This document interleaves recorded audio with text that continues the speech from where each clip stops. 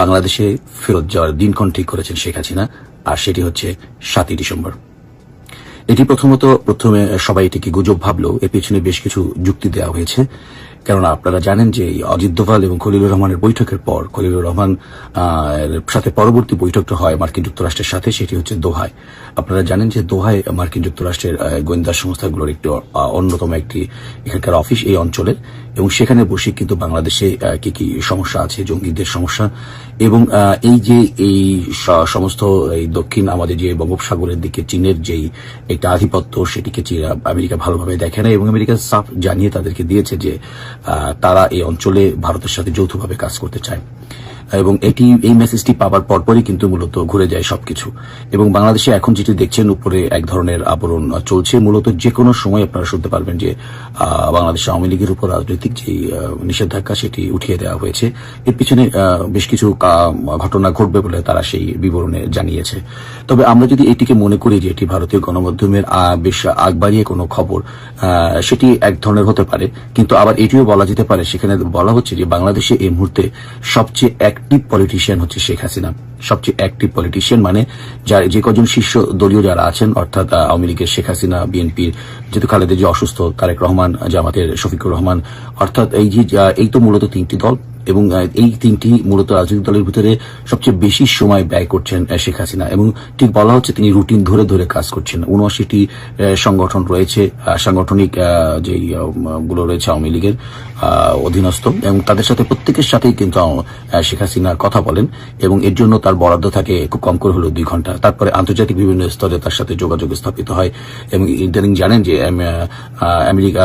আওয়ামী লীগ শুধুমাত্র ভারতই নয়, আওয়ামী লীগের পাশেই মূলত অবস্থান করছে যুক্তরাষ্ট্র, রাশিয়া, যুক্তরাজ্য, ফ্রান্স, জার্মানি সহ ইউরোপীয় ইউনিয়নের দেশগুলোর, এবং রয়েছে জাতিসংঘের বিভিন্ন মানবাধিকার সংস্থাগুলো।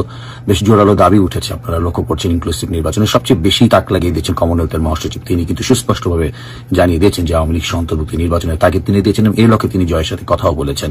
বলা যায় যে রাজনীতির যে বাতাবরণ সেটি একেবারেই ঘুরে গেছে। মূলত এই বিষয়গুলোই ভারতীয় গণমাধ্যমে বেশ স্পষ্টভাবে রয়েছে, এবং তারা তাদের কাছে যে প্রাপ্ত তথ্য, সেই তথ্যের আলোকেই বলছেন যে শেখ হাসিনা 7ই ডিসেম্বর ফেরত আসবেন, এমন খবর কমপক্ষে 2টি গণমাধ্যম দিয়েছেন। অন্যান্যরা যারা বলছেন তারা বলছেন যে ডিসেম্বরেই শেখ হাসিনা ফিরছেন, এবং হ্যাঁ সেই নির্বাচন, সেক্ষেত্রে নির্বাচন কিছুতেই আজ যাই হোক ফেব্রুয়ারিতে অনুষ্ঠিত হচ্ছে না, নির্বাচন ডিলেড হবে, এবং সেই নির্বাচনে অংশগ্রহণমূলকভাবে আওয়ামী লীগ অংশগ্রহণ করবে বলেও ওই সব গণমাধ্যমে প্রেরিত খবরে জানানো হয়েছে। আমরা এর মধ্যে আরেকটু আপনাদেরকে বলে দিই, আরেকটি ঘটনা বেশ তোলপাড় সৃষ্টি হয়েছে। আপনারা জানেন যে জামাতের আমির, তিনি কিন্তু আওয়ামী লীগের যিনি দলীয় যিনি তার স্রষ্টা, যিনি শেখ মুজিবুর রহমানকে তিনি বলেছেন যে অবিসংবিধিত নেতা। এটা এখন রাজনৈতিক পরিমণ্ডলে বেশ আলোচনা চলছে।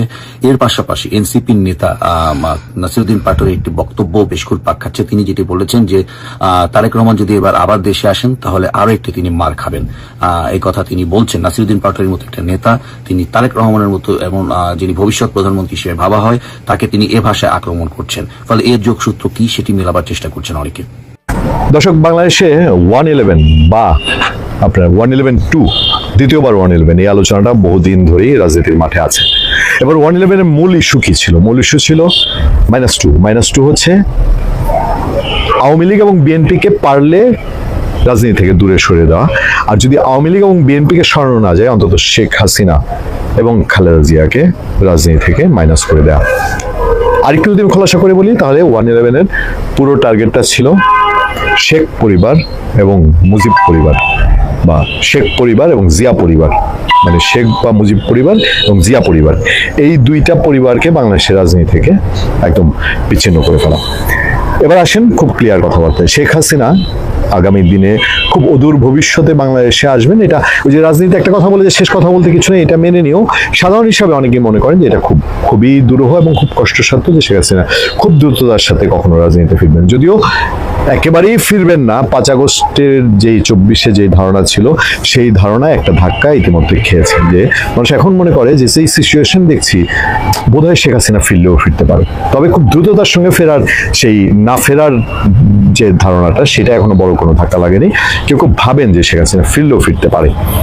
তারপরেও দুর্গাবাদ বেগম খালেদা জিয়া এটা বিধাতার উপরে সমস্তটাই। আমরা এর আগের আলোচনা বলেছি তার শারীরিক অবস্থা খুব বেশি সংকটাপন্ন, এবং শেখ বেগম খালেদা জিয়া আমাদের পৃথিবীর নিয়ম প্রকৃতির নিয়ম মেনে নিতে হয়, সে জায়গায় সেটুকু কথা আমি আপনাদেরকে বলতে চাই না। তার পরিবারের পরবর্তী উত্তরসূরি তারেক রহমান, তার দেশে ফেরাটা এখন দিনকে দিন টাফ থেকে প্রচন্ড টাফ হয়ে যাচ্ছে। সেই সময় যখন আমাদের সামনে এই খবরটা বেশ গুরুত্ব বহন করে কিনা, কারণ বিবিসি খবরটা ছেড়েছে এবং সেই খবরের শিরোনাম হচ্ছে আওয়ামী লীগের নেতৃত্ব পরিবর্তনে বিদেশ থেকে খেলা চলছে, বিবিসিকে সজীব ওয়াজেদ জয়।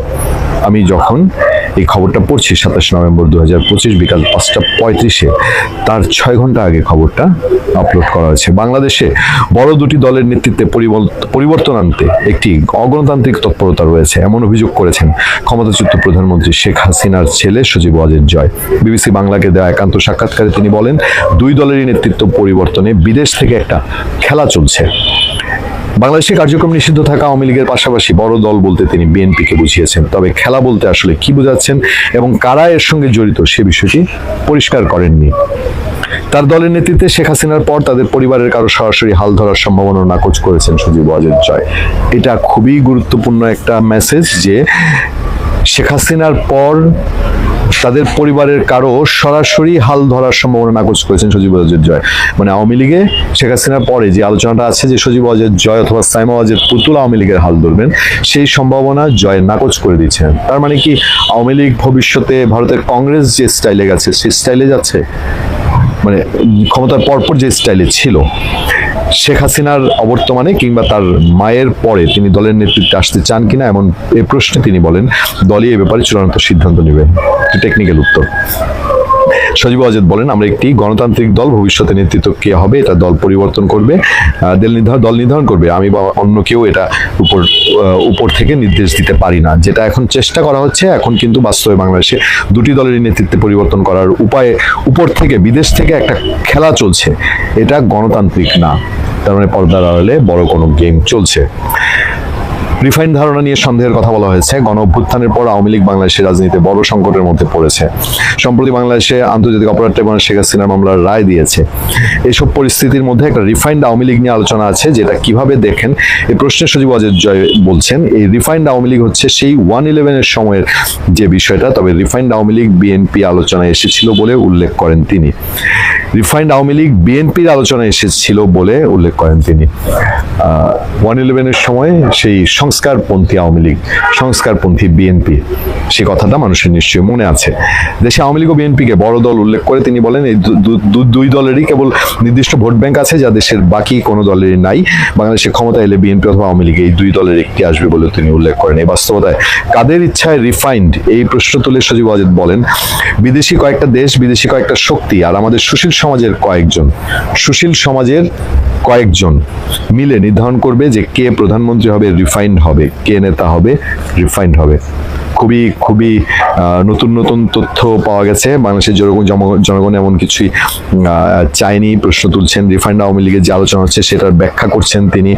আওয়ামী লীগের পরবর্তী নেতৃত্ব নিয়ে তিনি আবারও সেই তার নিজের বিশ্লেষণ, সেই কথাগুলো বলেছেন। দীর্ঘ ইন্টারভিউ বিবিসির, সেটি আমি চেষ্টা করব আপনাদেরকে কমেন্টে দিয়ে দেওয়ার জন্য, আমাদের ডিসক্রিপশনে দিয়ে দেওয়ার জন্য, আপনারা পড়ে নেবেন। এবং এর থেকে আগামী রাজনীতির একটা ধারা আমরা খুব সহজে টের পেতে পারি। দেখেন, শেখ হাসিনা, শেখ পরিবারের কেউ, সজীব ওয়াজেদ জয়, সাইমা ওয়াজেদ পুতুল, তারা কেউই বাংলাদেশে আসবেন না। ইভেন বেগম খালেদা জিয়া যখন ক্রিটিক্যালি অসুস্থ, তখন এই ধারণাও বদ্ধমূল হচ্ছে যে তার পরিবারের ডিরেক্ট ব্লাড, সেটা যদি বলেন তারেক রহমান, সেটা যদি বলেন জাইমা রহমান, তারাও খুব দ্রুত সময়ে বাংলাদেশে আসবেন কিনা, এটাও কিন্তু ঘোলাটে হয়ে যাচ্ছে এবং সাংঘাতিক বড় রকম প্রশ্ন হচ্ছে। ফলে বাংলাদেশের রাজনীতি কি 1/11 যারা ব্যর্থ হয়েছিলেন তারা আবার সফলতার দিকে যাচ্ছেন, এই প্রশ্ন। কারণ আমরা ইনুসের সাথে আমাদের যে খেলা, ইনুসের বিদায় ঘন্টা ইনশাল্লাহ আমরা ডিসেম্বরই হোক, ইনুসের সাথে আমাদের ফাইনাল খেলা ডিসেম্বরই ইনুসের বিদায় হোক। অলরেডি আপনারা জানেন যে লাগাতার আন্দোলন সংগ্রাম কর্মসূচি ঘোষণা করা হয়েছে। আমি যে কথাটি বলি যে ইনুসে 90% ইনুস পড়ে গেছে, 90%-এর মোর যদি আপনি বলেন যে ইনুস পড়ে গেছে। ইনুসের অবস্থা এত নাজুক, আন্তর্জাতিকভাবে যদি বলেন তাহলে ইনুসের অবস্থা খুব নাজুক, এবং লোকালি যদি বলেন, মানুষ এখন বাংলাদেশের রাজনীতিতে বাংলাদেশে একজন ঘৃণার পাত্র হিসেবে পরিণত হয়েছে ইনুস। আসলে একটু আন্তর্জাতিকভাবে একটু বিশ্লেষণ করি যে আন্তর্জাতিকভাবে সে কিভাবে নাজুক হয়ে পড়েছে এবং মানুষ কিভাবে তাকে আন্তর্জাতিকভাবে মানুষ তাকে ঘৃণা করা শুরু করেছে। তো মূল বিষয়টা হচ্ছে যে ইনুস তো শান্তিতে নোবেল পুরস্কার পেয়েছিল। তো ইনুস যখন শান্তিতে নোবেল পুরস্কার পেয়েছে তখন বিশ্বের আন্তর্জাতিক যারা মোরাল ছিল বা আন্তর্জাতিক ব্যক্তিত্ব ছিল, রাজনৈতিক ব্যক্তিত্ব এবং মানবাধিকার কর্মী সহ সকলে মনে করতো যে ইনুস বাংলাদেশের জন্য একটা ফিগার, সে বাংলাদেশের জন্য একটা শান্তির দূত। কিন্তু 5ই আগস্টের পরে আন্তর্জাতিকভাবে তার কাছে যেই এই অর্গানাইজেশনগুলোর কাছে, বিশেষ করে অ্যামনেস্টি ইন্টারন্যাশনাল, তারপরে জাতিসংঘের মানবাধিকার কমিশন সহ আইসিসি সহ সবগুলো জায়গার মধ্যে তার বিরুদ্ধে এভিডেন্স সহ প্রমাণ সহ এই ইনুসের বিরুদ্ধে যে অভিযোগগুলো গিয়েছে, এই অভিযোগগুলো আন্তর্জাতিক সংস্থাগুলো খতিয়ে দেখেছে এবং এগুলোর প্রমাণ পেয়েছে। আমরা ব্যক্তিগতভাবে এবং সাংগঠনিকভাবে শেখ হাসিনা সংগ্রাম পরিষদের পক্ষ থেকে আমরা অলরেডি তার বিরুদ্ধে কমপ্লেন করেছি এবং তার যে এই সোমবারেও যাব আমরা জেনেভাতে গিয়ে তার যেই বাংলাদেশে যে মানবাধিকার লঙ্ঘনের যে তথ্য প্রমাণ এগুলো আমরা ওইখানে কমপ্লেন আকারে জমা দিব। এবং আমরা সহ আমরা তো একটা উইংস, বাংলাদেশের শত শত উইংস এই ইনুসের এইগুলো নিয়ে বাংলাদেশে বিশ্বের আন্তর্জাতিক বিভিন্ন সংস্থাগুলোর সাথে কাজ করেছে। ইনুস যে বাংলাদেশের কি পরিমাণ মানবাধিকার লঙ্ঘন করেছে, তার ক্যাঙ্গারু কোর্টের মাধ্যমে আমাদের নেত্রীকে ফাঁসির আদেশ দিয়েছে, তার আওয়ামী লীগের নেতাকর্মীদেরকে, পুলিশকে, দেশের জনগণকে খুন হত্যা, এই চিত্রগুলো আন্তর্জাতিক বিভিন্ন সংস্থাগুলোর কাছে গিয়েছে এবং তারা এগুলো খতিয়ে দেখেছে এবং এগুলোর প্রমাণ পেয়েছে। সুতরাং আন্তর্জাতিক বিশ্বে ইউনূসের অবস্থান একেবারে নাজুক, তাকে আন্তর্জাতিক বিশ্ব আর কোনো সমর্থন করছে না। যেমন আপনি যদি বলেন যে মানবাধিকার কমিশনে ইউরোপিয়ান ইউনিয়নের যে জেনেভাতে যে বসে আছেন উনি যে হেড, যে বলকার তুর্ক, উনি আগে আমাদের লোকজনের কথাই শুনতো না, ইউনূসকে উনি ফেরেশতা মনে করতো। কিন্তু এখন উনি আমাদের সাথে কথা বলছেন, আমাদের লোকজনের সাথে কথা বলছেন, কথা শুনছেন, অভিযোগগুলো আমলে নিচ্ছেন এবং ক্ষতি দেখছেন। সো ইউনূসের যে আন্তর্জাতিক যে কানেকশন ছিল সেই কানেকশনটা একেবারে ভেঙে পড়েছে এবং তাকে আন্তর্জাতিকভাবে আর কেউ শান্তিতে নোবেল পুরস্কার পেয়েছেন বা বাংলাদেশের জন্য ফিগার মনে করছে না, তাদেরকে বাংলাদেশের একজন ভিলেন মনে করছে আন্তর্জাতিক বিশ্ব। সো আন্তর্জাতিকভাবে সে তার পক্ষে আর কেউ দাঁড়াবে না। এখন আসেন লোকালি আপনি বাংলাদেশের মানুষ 5ই আগস্ট আসার আগে মানুষের একটা ধারণা ছিল যে বাংলাদেশে যদি ইউনূসের মতো এরকম নোবেল বিজয়ী কেউ যদি বাংলাদেশের শাসন ক্ষমতা চালাতো, এরকম একটা মানুষের মনের মধ্যে একটা প্রশ্ন ছিল। কিন্তু 5ই আগস্টের পরে ইউনূস যখন ক্ষমতা দখল করার পরে এই দীর্ঘ 14-15 মাসে বাংলাদেশে যে পরিমাণ মানবাধিকার লঙ্ঘন করেছে, মানুষের ব্যবসা বাণিজ্য প্রতিষ্ঠান, মানুষের ব্যক্তি জীবনের উপরে চাঁদাবাজি, ধর্ষণ, খুন, মানে বাংলাদেশে আপনি দেখাতে পারবেন না কোথাও কোনো রাস্তার মধ্যে একটা ইট লাগিয়েছে অথবা কোথাও কোনো একটি কাঠের সেতু বা বাঁশের সেতু নির্মাণ করেছে, এরকম কোনো ঘটনা আপনি বাংলাদেশে ইউনূসের এই শাসন আমলে আপনি দেখাইতে পারবেন না। বরং আপনি কি দেখাইতে পারবেন? অনেক বড় বড় স্থাপনাতে আগুন দেওয়া হয়েছে, অনেক বড় বড় স্থাপনা পুড়িয়ে দেওয়া হয়েছে, ব্যবসা বাণিজ্য ধ্বংস করে দেওয়া হয়েছে, আপনার গাজীর ফ্যাক্টরি সহ, তারপরে প্রাণ আরএফএল সহ, শাইন চাকলাদারের 5 তারকা হোটেল সহ অনেক প্রতিষ্ঠানে আগুন দিয়ে ধ্বংস করে দেওয়া হয়েছে। গার্মেন্টস গুলো বন্ধের পথে, মানুষের কয়েক লক্ষ মানুষ বেকার হয়ে গেছে, গার্মেন্টস শ্রমিকরা বেকার হয়ে গিয়েছে। এই যে একটা বাংলাদেশে একটা অরাজকতা, দুর্নীতি, লুটপাট, টেম্পু স্টেশনের আগে যেখানে মানুষ যদি চাঁদা দেওয়া লাগতো, আগে হয়তো 2 টাকা চাঁদা দেওয়া লাগতো, এখন চাঁদা দেওয়া লাগে 8 টাকা, 4 জনে যে চাঁদা যাচ্ছে। মানুষের ব্যবসা বাণিজ্য একদম থুপড়ে পড়েছে। যে এই নাজুক পরিস্থিতিতে গণতন্ত্র তো নাই বললেই চলে। আপনি গণতন্ত্র বাংলাদেশে আওয়ামী লীগ আমলে শাসন আমল তো ছিল, কিন্তু আওয়ামী লীগ শাসন আমলে কি এরকম ছিল যে কাউকে নির্বাচন করতে দেয় না, কোনো রাজনৈতিক দলকে নিষিদ্ধ করা হয়েছে? বিএনপিকে তো নিষিদ্ধ করা হয় নাই, বিএনপিতে বারবার বলা হয়েছে নির্বাচনে আসার জন্য, তারা আসে নাই। আজকে কি এখানে কি করা হলো? বা আওয়ামী লীগের রাজনীতি নিষিদ্ধ করা হয়েছে, জাতীয় পার্টিকে দেওয়া হচ্ছে না, 14 দলকে দেওয়া হচ্ছে না, রাজনৈতিক দলগুলোকে নিষিদ্ধ করা হচ্ছে, কোনো কার্যক্রম করতে দেওয়া হচ্ছে না। নিরীহ মানুষকে জয় বাংলা বলার অপরাধে মানুষকে হত্যা করছে, মানুষকে পিটাচ্ছে, মপ করছে। 32 নম্বর আওয়ামী লীগ আমলে কি জিয়া রহমানের মাজার ভেঙে দিয়েছে? দেয় নাই। এখন ধানমন্ডি 32 নম্বর এইভাবে আগুন দিয়ে জ্বালিয়ে পুড়ে দেওয়া হয়েছে, একদম ভেঙে গুড়িয়ে দেওয়া হয়েছে। এই যে এই কাজগুলো করেছে, এগুলো করার ফলে আপনি বাংলাদেশের মানুষ এখন মনে করে যে ইউনূস হচ্ছে বাংলাদেশের জন্য একটা ডেভিল, ইউনূস হচ্ছে বাংলাদেশে অশান্তির দূত, এই ইউনূসের কারণে আজকে বাংলাদেশটা নষ্ট হয়ে গিয়েছে।